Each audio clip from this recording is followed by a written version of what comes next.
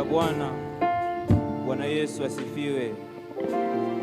My dear brethren, praise be to our Lord Jesus Christ. Naomba mnisikilize kwa makini. Leo hatukuja hapa kutoa ripoti yenye namba. Leo tunataka kuwakumbusha juu ya ukuu wa Mungu katika safari yetu ya kipekee ya utumishi kama USCF CCT Takwimu. Kama safari iliyojaa uaminifu, uvumilivu na neema ya ajabu. Ila kabla sijafika huko, natamani tujiulize maswali kadhaa. Natamani wewe na moyo wako utafakari maswali baadhi tu, sio mengi. Je, imani yetu inabaki imara hata pale majibu ya Mungu yanapochelewa? Usinipe majibu, jijibu wewe mwenyewe wakati unatafakari. Tunamwamini Mungu tu anapofanya tunayoyataka au hata anapofanya anavyojua yeye? Yeye amesema njia zake na mawazo yake hayachunguziki. Mimi sijui. Endelea kuchunguza. If God is faithful all the time, are we faithful to him at all times? I don't know. Keep asking yourselves these questions. Does our faith show only through words or also in our daily lives? Mimi sijui. Wewe uliye mhandisi, wewe uliye daktari, wewe uliye mzazi, hata kwa wachungaji zetu. Maisha yetu tunayoishi ni maisha ya utukufu.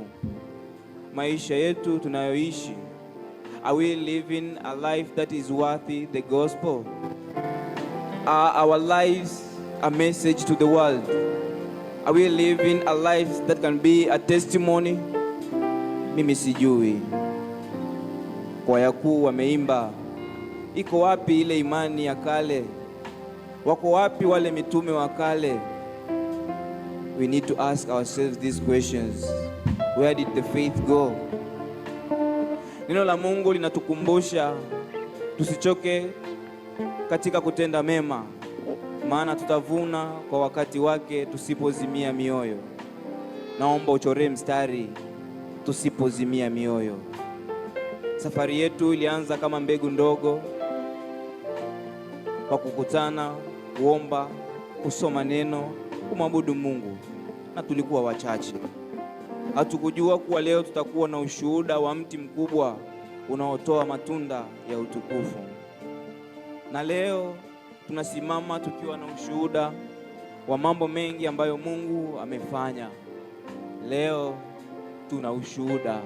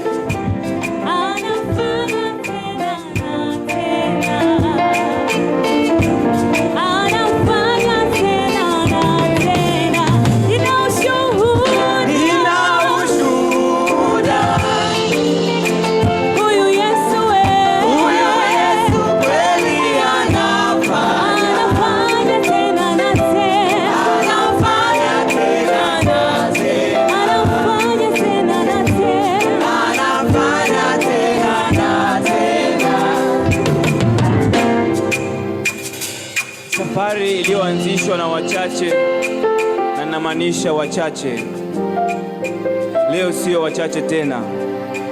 Kama ni matunda yameanza kuonekana. Mazingira ya kuanzia hayakuwa rahisi au hayakuwa favorable. Mazingira yalikuwa na ugumu wake, ila imani ya wale wachache walioamua kuanzisha jambo hili kwenye chuo chetu ndio iliyotuweka mahali hapa siku ya leo. Wafilipi 4:13 wanasema, nayaweza mambo yote katika yeye anitiaye nguvu. Neno ambalo walilishika na kutembea nalo siku zote. Uwanjani ndipo sehemu ya kukutania. Kwa kukosa venue husika, watu waliamua kukutana uwanjani. Kwa vijana wengine walionekana ni washamba, kwa vijana wengine walionekana wanajifanya wao ni walokole sana, ila wao walijua wa Mungu wanayemtumainia. Watoto wetu wametuimbia na kutuambia kwamba our God is an awesome God. Indeed, hata sisi takwimu tunasema our God is an awesome God. Na kwa hakika tuna sababu ya kusema ni ushuhuda wa Mungu amekuwa mwema sana kwetu. Hakika amekuwa mwema kwetu.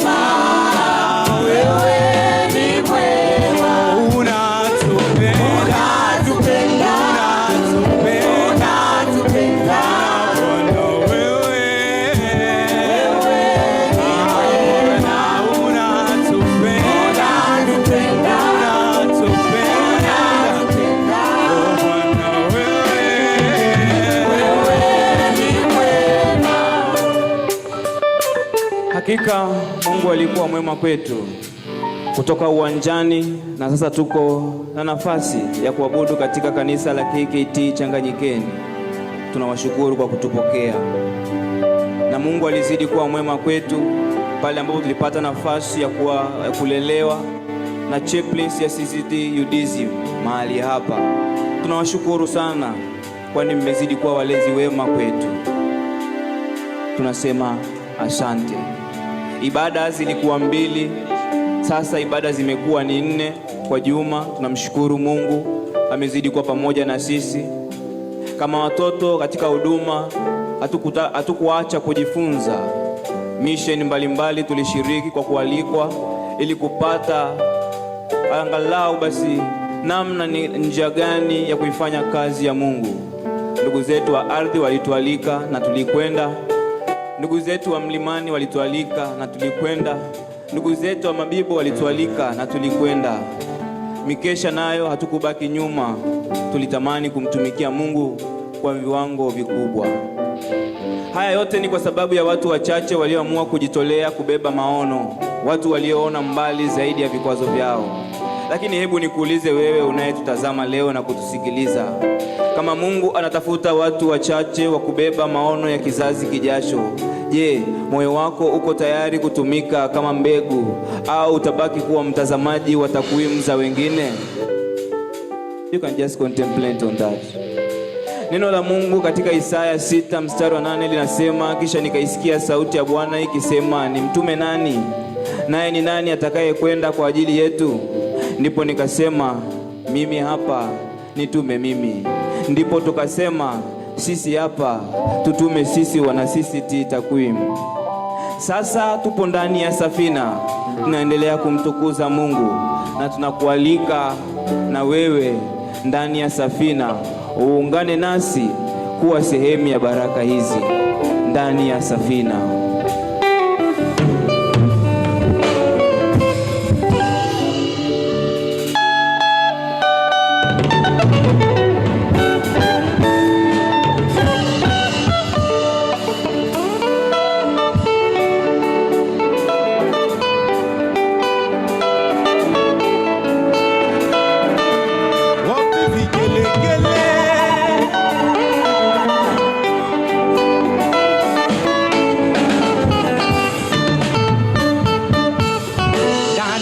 Safina, ndani ya safina,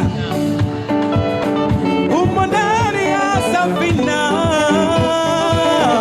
kuna amani tele. Kanisa na tuimbe ndani ya safina, Bwana Yesu atuita ndani ya safina, na tuimbe wote ndani ya safina, Bwana Yesu atuita madaktari wote, Bwana Yesu atuita marubani wote, Bwana Yesu atuita wanasheria wote, Bwana Yesu atuita hata ya hoste,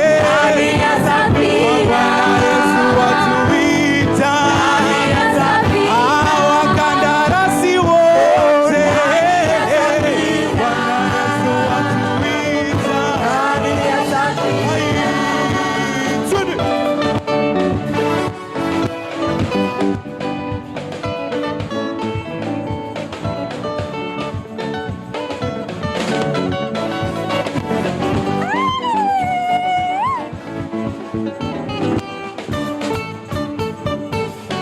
ndani ya safina. Today we stand before you as students, personifying different professions, doctors, engineers, professors, bodabodas, and so on. Leo tumeshusha vyeo vyetu chini ya miguu ya Yesu. Hatukuacha kumpa Bwana utukufu na nguvu kwa ajili ya mambo mengi mema aliyotenda kwetu, na yale makubwa zaidi ambayo bado ataenda kutenda katika maisha yetu.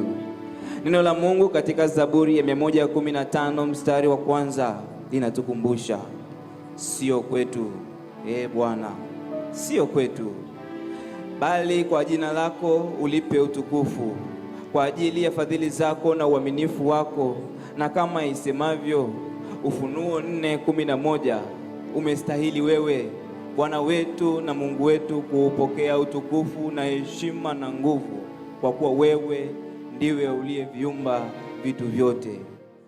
Tunarudisha heshima, utukufu na nguvu kwa Mungu wetu.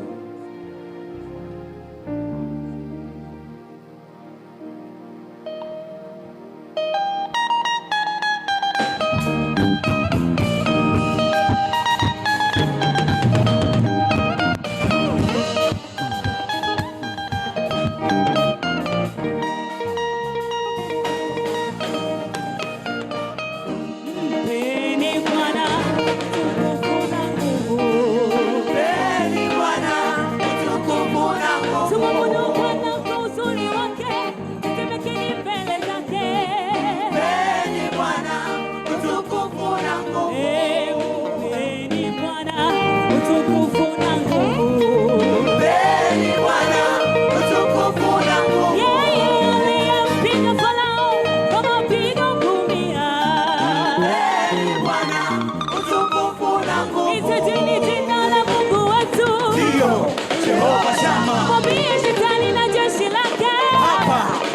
hapati kitu. Litajeni jina la Mungu wetu. Ndio Jehova Shama. Mwambie shetani na jeshi lake. Hapati kitu. Tukizungumza juu ya mafanikio, hatuzungumzi juu ya uwezo wetu, bali tunazungumza juu ya neema ya Mungu iliyotubeba. Biblia inasema katika Wakorinto wa kwanza 15:10, lakini kwa neema ya Mungu nimekuwa hivi nilivyo, na neema yake iliyo kwangu ilikuwa si bure. Hakika tumepewa bure na hatujalipia upendeleo huu. Licha ya udogo wetu tumeweza kufanya mkesha. Lift your voice to Jesus. Kama ulikosa, jitahidi the next season usikose. Licha ya udogo wetu tumeshiriki mission pamoja na ndugu zetu wa ardhi kule mkoani Simiyu, na Mungu alijidhihirisha kwa namna ya kipekee. Hatimaye tukasimama kwa miguu yetu tukiwa pale na Nyamba, Mtwara. Hatutaweza kusahau live recording ya Fragrance ya Mabibo, tuku tukiamini kwamba maono yanayofuata na sisi ni kuendelea kumtukuza Mungu kwa uimbaji. Kwaya tunayo, wapiga vyombo tunao, but it is sad to say that they don't even own a keyboard. Ila Mungu atajitwalia watu wake kuifanya kazi yake. Swali langu la mwisho kwako, kama Mungu ameweza kufanya haya kupitia wanafunzi wachache, ni nini kinachomzuia kufanya mambo makuu kupitia wewe leo? Tunaweza tukataja mission, mikesha na mambo mengine mengi. Biblia inasema katika Mathayo 10:8, mlipokea bure, toeni bure. Sisi kama tawi la Takwimu tunasimama hapa kutoa ushuhuda huu tukiwa na uhakika wa moyoni kuwa kwa hakika hatukulipia neema hii, tumepewa bure.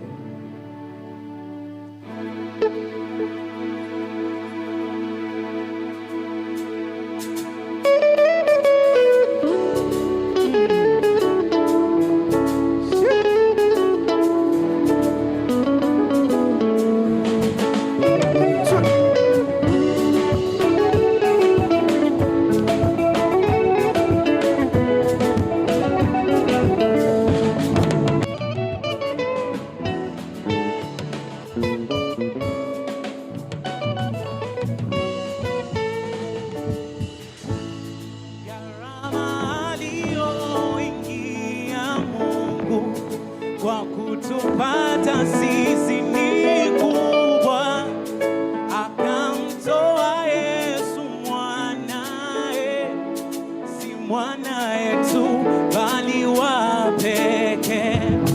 Gharama aliyoingia Yesu kufa kwa ajili yetu ni kubwa, akamtii Mungu Baba, si baba yetu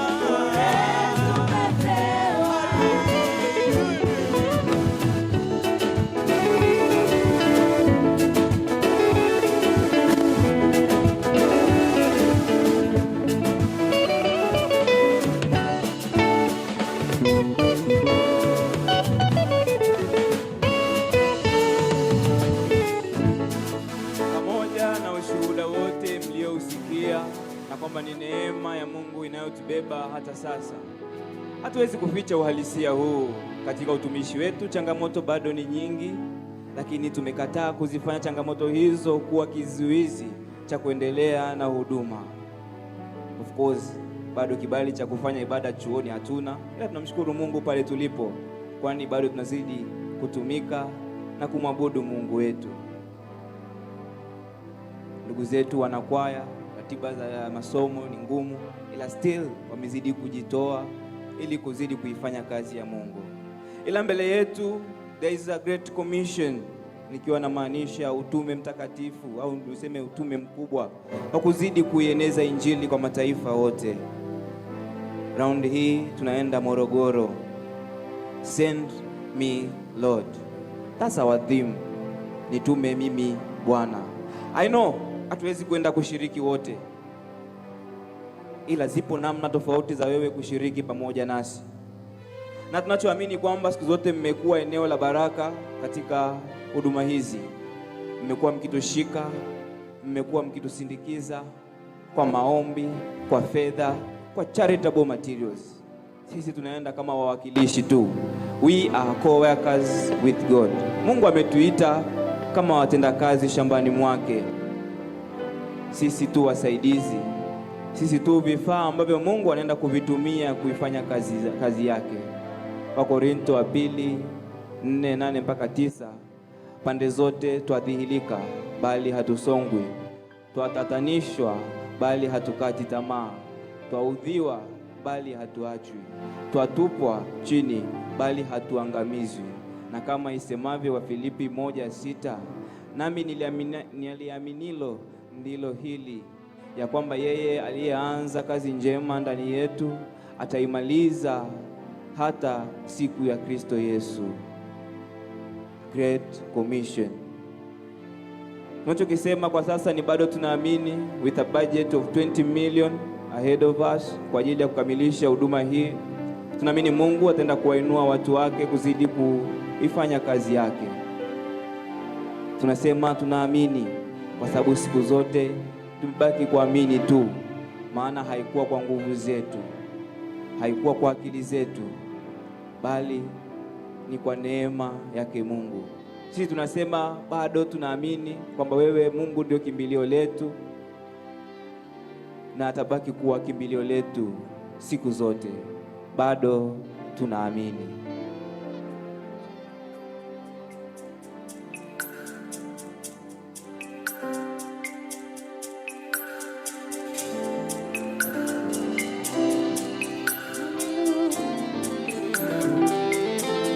Tunamashaka na uwezo wako Yesu.